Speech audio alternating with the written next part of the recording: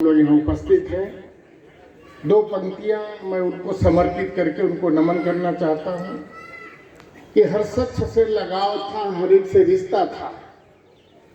तू आदमी का रूप था लेकिन फरिश्ता था। मैं डॉक्टर अंबेडकर साहब को भी नमन करता हूँ, बुद्ध जी को भी नमन करता हूँ। डॉक्टर साहब को नमन करने के लिए दो स्वरचित पंक्तियाँ मैं कहना चाहता हूँ कि रोटी, कपड़ा और मकान मुझे तेरे संविधान से मिला है। शिक्षा, सुरक्षा, स्वाभिमान मुझे तेरे संविधान से मिला है। औरों को जो कुछ भी मिला है मुकद्दर से मिला है, हमें तो मौका और मुकद्दर भी तेरे संविधान से मिला है। तो आज जो मैं ये तीन मूर्ति जो यहाँ लगी हुई है, उन तीनों मूर्तियों को जब मैं देखता हूँ तो मैं अतीत में चला जाता हूँ। जब मैं हाई स्कूल में पढ़ता था, जब बीजगणित में ये सवाल आता था कि त्रिभुज के अंतःकोणों का योगफल बराबर क्या होता है, तो उस समय बताया जाता था कि त्रिभुज के तीनों अंतःकोणों का योगफल बराबर 2 समकोण है। आज ये तीन महान विभूतियों की जिंदगी का जो कोण है, जो महत्वपूर्ण है, वो है मानव कल्याण। चाहे डॉक्टर भीमराव अंबेडकर जी ने हमें संविधान के रूप में दिया, चाहे बुद्ध जी ने भी मार्गदर्शन किया, और चाहे हमारे समाज के एक राष्ट्रीय संत जो हमारे लिए गौरव की बात है।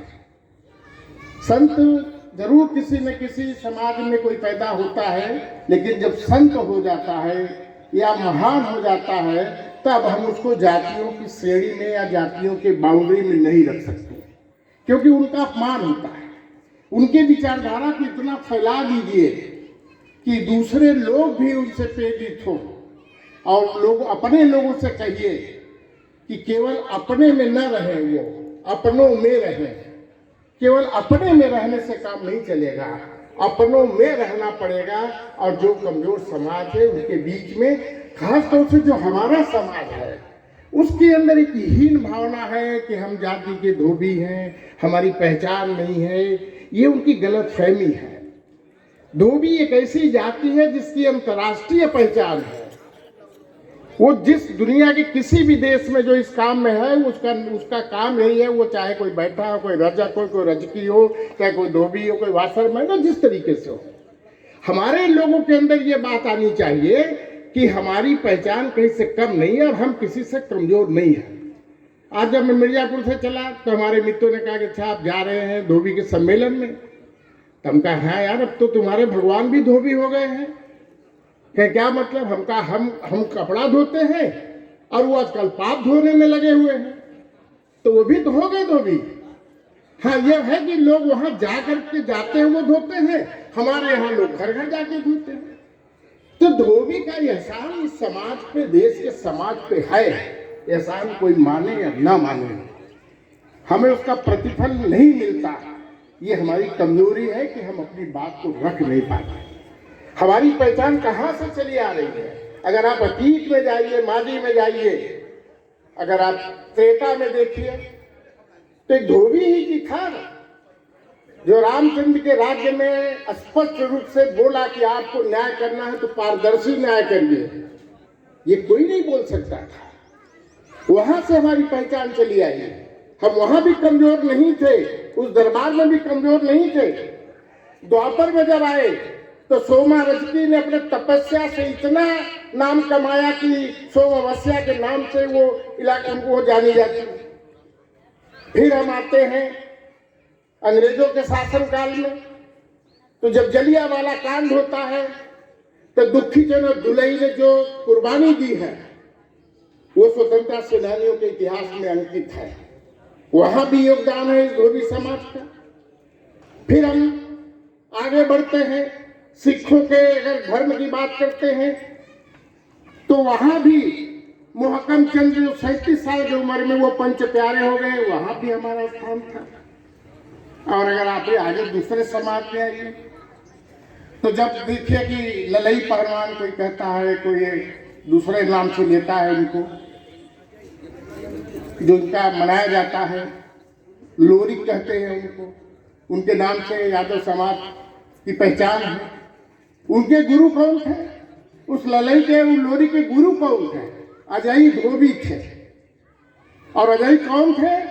जिन्होंने उस समाज को एक दांव दिया, धोबिया पाठ, जिसकी चर्चा आज उनके समाज में की है।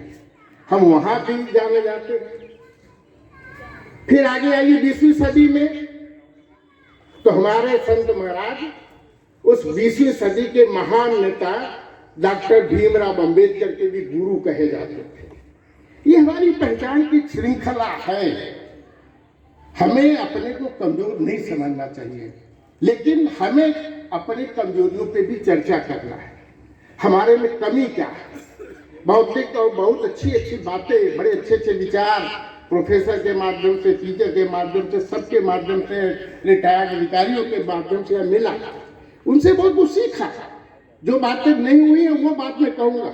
मैं पॉलिटिकल आदमी हूँ, राजनीतिक व्यक्ति हूँ, लेकिन आप विश्वास रखिए कि मैं एक भी बात राजनीतिक नहीं करूँगा, ताकि आपके ऊपर किसी तरीके का ये आरोप न लगे कि आपने किसको बुला के आपने मुख्य अतिथि बना दिया। हमारे अंदर कमी क्या है कि हम एकता के सूत्र में नहीं बंधे हैं। आज हम कार्यक्रम यहाँ कर रहे हैं, कोई वहाँ कर रहा है, हम जाना चाह रहे हैं, जा नहीं पा रहे हैं। ये बंधन नहीं है कि हम एक ही दिन मनाएंगे, पखवाड़ा भी मना सकते हैं। हम सब जगह जाएं, वो आए। अब उनकी मजबूरी है, वो वहाँ कर रहे हैं। हमारी मजबूरी है कि हम मिर्जापुर में नहीं कर पा रहे, हमें रायबरेली बुलाया, वहाँ नहीं जा पा रहे। वहाँ बिरादरी का प्रदेश का अध्यक्ष अयोध्या में कर रहा, हम नहीं जा पा रहे। इसके पहले वाले साल में हम इलाहाबाद टाइम दे दिए थे कौशाम्बी में, तब यहाँ नहीं आ पाए थे। तो अगर पखवाड़ा होगा तो हम सब जगह जाएंगे, सब जगह के लोग आएंगे। तो हमारी कमजोरी है कि हम एकता के सूत्र में नहीं बने हैं। और नुकसान क्या होता है कि जब पत्ता पेड़ से अलग हो जाता है तो उसका अस्तित्व खत्म हो जाता है।